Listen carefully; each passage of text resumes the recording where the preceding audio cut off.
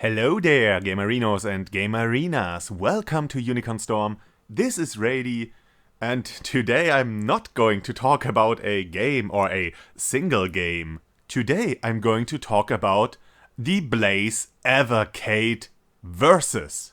A new console entirely designed around the feeling of vintage gaming, which's whole purpose it is to bring back and preserve classic games of the good old times, as well as some modern retro-inspired games, and give them a dedicated platform.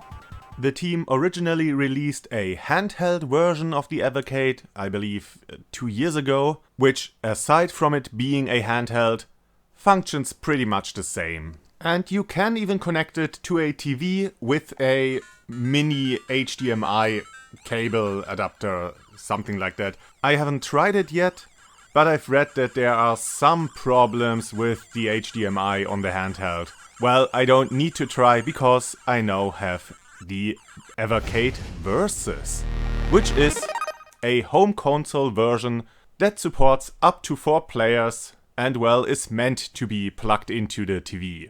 As you can see, the console isn't too big and is very light, which only makes sense because this is a glorified emulator box.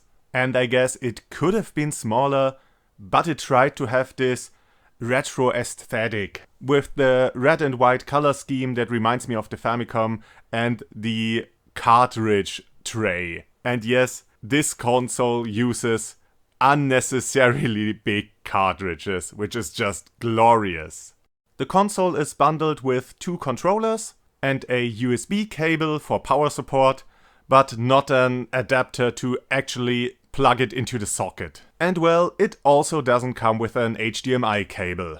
I really don't understand why all these modern devices aren't packaged with everything you need to use them. The stuff really isn't that expensive, it's just a hassle for the consumer.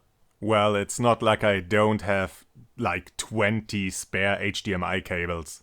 The premium version of this console comes also with 2 games or game compilations, but I believe there's a cheaper alternative that is only bundled with 1 game compilation. But well, I already own a few of those. And I have to reiterate, I really like the design of this whole thing. The boxes look like the old Sega Genesis boxes, just, well, a bit smaller. Even the cover art and back looks hilariously retro, and it houses a small booklet and, of course, the overly big game cartridge. Most of this design is really unnecessary, but, well, it's just a collector's item. The boxes even have a small number on the spine to really get you into collecting them all. As I said, this whole console, this whole project wants to emulate the feeling of retro or vintage gaming, but without some of the restrictions or questionable design decisions. I mean, a huge advantage this console has over a real retro console is the really long controller cord, and just for added convenience, you can even put 2 games simultaneously in the cartridge tray. When we boot up the console, we get a few options. We can choose an aspect ratio, activate scan lines, and even select some background art because none of the games on this system have widescreen support. I mean, you can stretch the image, but that's not the true experience. There are some sound options, a high contrast mode, and even an option to remap the controller, which might come in handy for some people, though every game uses its own button layout. And wait, what? A secret? Yeah, the console has some hidden messages and stuff, and even hidden games. You can unlock those by entering a secret code, or by using the correct button combination on the main screen.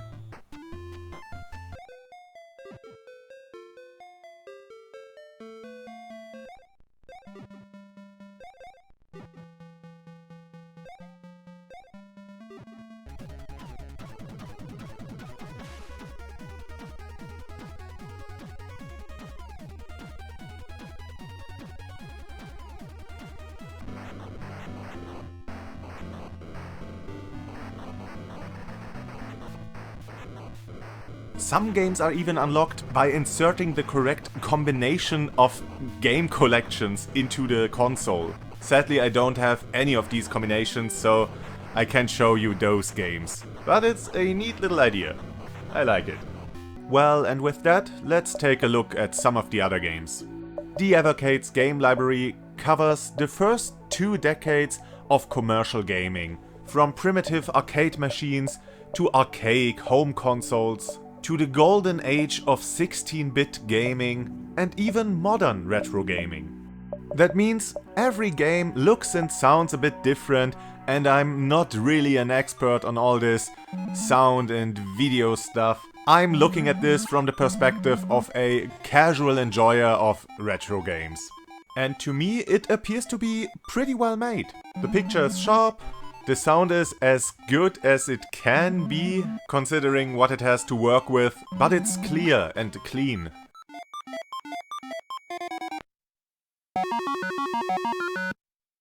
The controller feels a bit cheap, but is very precise and responsive, and that's the most important thing, especially when it comes to these very old games. There can be some issues though with the game version they used for this console. I noticed this the most on the Worms collection.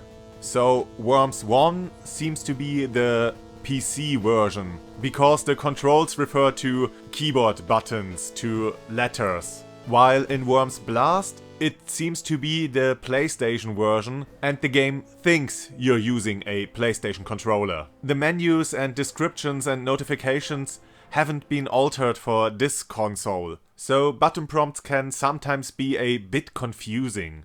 And I'm not quite sure how I feel about that. On the one hand, this way the game is presented as it was when it first released, but on the other it's, well, a convenience issue. I shouldn't have to think about what the button prompt actually means on my controller, though it isn't that big of a problem because I can just take a look into the booklet or at the controller layout at the game selection screen. It's still a bit weird.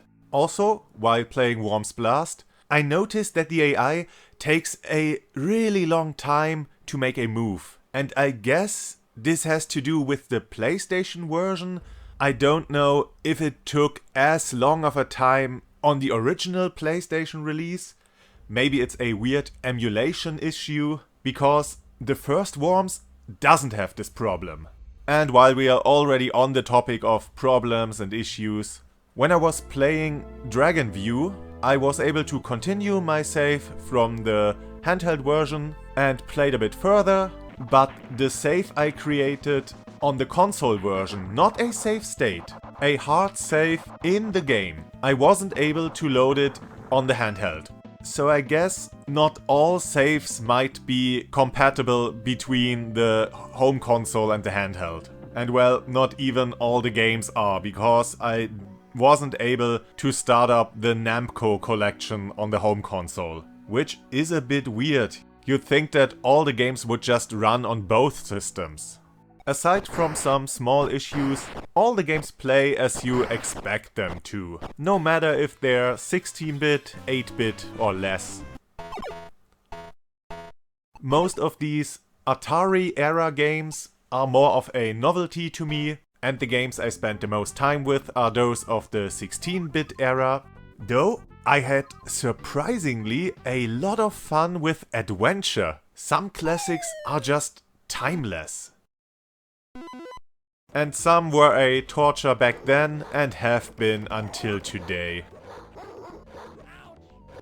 The controller has a dedicated button to open up the console menu, which lets you create save states, which is very appreciated with these older games, and also gives you access to display and controller options. You can also shut down the game from here and return to your library. So switching games is just a matter of pressing a few buttons. Sometimes it takes a bit too long to load a new game, which is a bit weird because the console should be powerful enough to instantly load those old games, but maybe it's yet another emulation issue.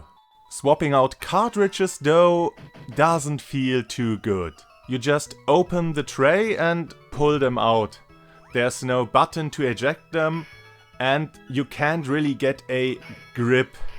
You have to awkwardly place your fingers on the cartridge and maneuver it out of the tray. It's not really a problem, it just doesn't feel good. But it's nice that you don't have to turn off the console to swap games. And the feature to insert 2 cartridges at a time really comes in handy when you just want to try out a bunch of games or want to goof around in multiplayer games with your friends. All the games for the Evercade are multi-game collections, so more often than not you get a few games you are not really interested in when you buy one of those modules. And for 20 to 30 bucks, I wouldn't say it's the best value for your money, but then again, this is for collectors and it is a great way to have an official release of these old games that's just ready to play without a hassle. So yeah, I'm quite happy with my purchase